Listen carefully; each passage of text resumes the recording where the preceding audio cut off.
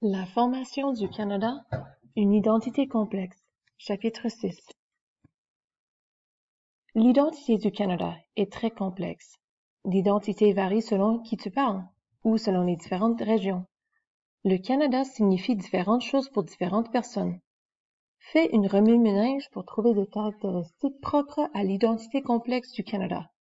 Vous pouvez inclure la langue, la religion, les sports et la musique.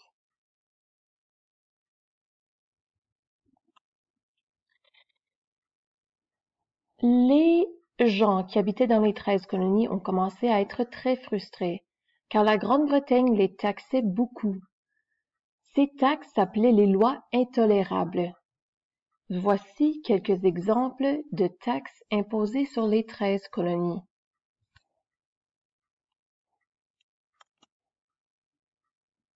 Alors, en 1875, une rébellion a éclaté dans les 13 colonies britanniques et beaucoup de gens ont fui vers le nord au Canada. Les 13 colonies étaient prospères, mais à partir de 1765, elles ont protesté contre le régime britannique. Pourquoi? Les taxes étaient trop élevées sur les importations britanniques, les colonies voulaient contrôler leurs affaires internes, et l'Acte de Québec de 1774 avait donné Ohio au Québec, et non les 13 colonies qui cherchaient beaucoup plus de territoire pour leur grande population.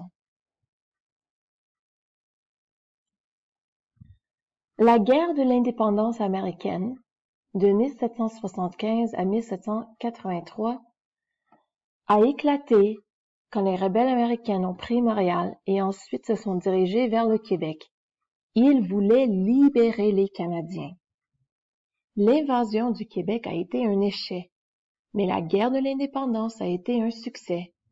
En 1783, la Grande-Bretagne a reconnu les États-Unis d'Amérique. En 1776, des gens de diverses cultures vivaient dans les 13 colonies et certains n'étaient pas d'accord avec la rébellion. Il y avait près du tiers de la population qui était loyale au roi et opposait la guerre pour les raisons suivantes. Ils ne voulaient pas de violence, ils faisaient de la commerce avec les Britanniques, et certains étaient des membres de Premières Nations et n'aimaient pas les Américains qui ont pris leurs terres. Beaucoup de ces loyalistes ont fui vers le Canada pour être en sécurité des Américains. C'est des réfugiés. Environ 40 000 loyalistes ont migré vers les colonies britanniques, spécifiquement la Nouvelle-Écosse. Il y avait aussi des loyalistes noirs qui subissaient du racisme et la discrimination parce qu'aux États-Unis, ils étaient des esclaves. En 1784, la Grande-Bretagne a divisé la Nouvelle-Écosse en deux pour créer le Nouveau-Brunswick et une des îles a devenu l'île du Prince-Édouard. L'acte constitutionnel de 1791.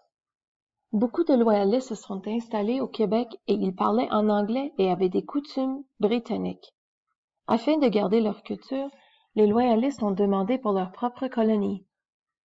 En 1791, l'acte constitutionnel a divisé le Québec en deux, le Haut-Canada, qui est maintenant l'Ontario, et le Bas-Canada. Ceci a permis aux deux cultures de coexister. C'était un pas important pour la création d'un pays bilingue. Voici une carte de répartition du territoire après l'acte constitutionnel de 1791. L'endroit rouge appartenait aux Anglais, l'endroit bleu, le Bas-Canada, vert, le Haut-Canada et le jaune, les États-Unis. La guerre de 1812. En 1812, la guerre a éclaté entre la Grande-Bretagne et les États-Unis en Amérique du Nord. Pourquoi? La Grande-Bretagne était en guerre avec la France. Cela empêchait le commerce entre les Français et les Américains. La marine britannique kidnappait des marins américains et les enrôlait de force. Les Britanniques appuyaient les Premières Nations dans leur lutte territoriale et certains Américains voulaient prendre possession des colonies britanniques.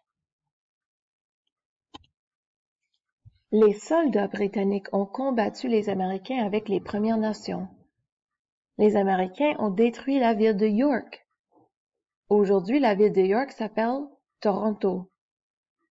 En août 1814, la Grande-Bretagne, pour riposter, a envahi Washington et a mis feu aux édifices américains.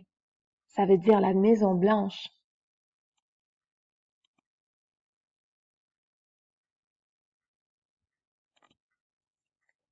Les effets de la guerre.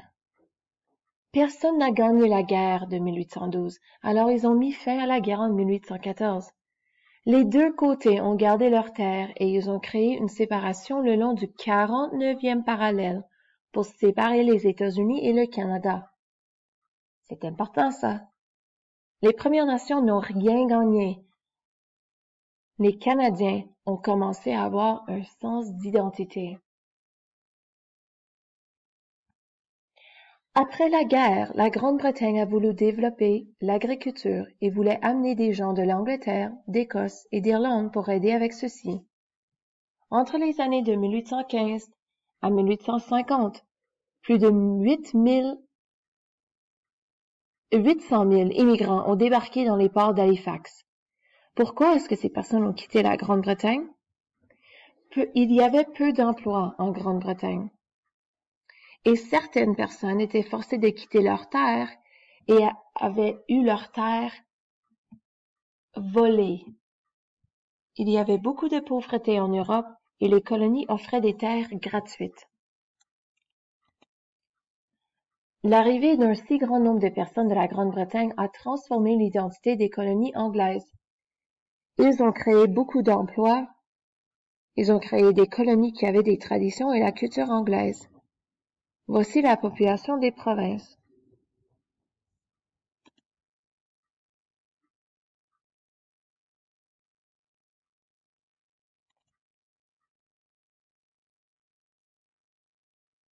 Voici un diagramme qui explique comment le gouvernement fonctionnait dans les colonies. Le gouverneur était nommé par la Grande-Bretagne. Il avait un conseil exécutif nommé par le gouvernement et un conseil législatif. L'Assemblée législative était élue par la population. Mais seuls les propriétaires avaient le droit de vote. Il s'agissait presque uniquement d'hommes. Le gouverneur et les deux conseils étaient faits d'anglophones du Haut-Canada et du Bas-Canada, parce que c'était les Britanniques qui avaient le contrôle. Dans l'Assemblée législative, on avait en majorité des anglophones dans le Haut-Canada et des francophones dans le Bas-Canada. L'acte constitutionnel de 1791 a accordé aux colonies britanniques une nouvelle forme de gouvernement. Chaque colonie avait son propre gouverneur et son assemblée élue. Il y avait une assemblée législative, mais elle avait peu de pouvoir. Seul le gouverneur et les conseils avaient vraiment le pouvoir pour faire des choix. Pour beaucoup de colons, ceci était injuste. Pourquoi est-ce que ce n'est pas bon que 1 ou 2 personnes fassent toutes les décisions?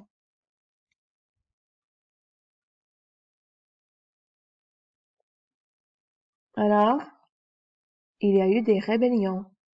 En 1830, le Bas-Canada, Papineau dirigeait les Patriotes. En 1834, ils ont présenté à l'Assemblée 92 résolutions, des changements pour le gouvernement. En 1837, le gouvernement britannique a rejeté toutes leurs demandes. Les Patriotes ont affronté les troupes britanniques et ont gagné la première fois. Mais par la suite, les Britanniques ont écrasé les rebelles et Papineau s'est enfui aux États-Unis. En 1837, le Haut-Canada. William Lyon Mackenzie dirigeait les réformistes. Le 5 décembre 1837, ils ont marché sur Toronto avec 700 rebelles.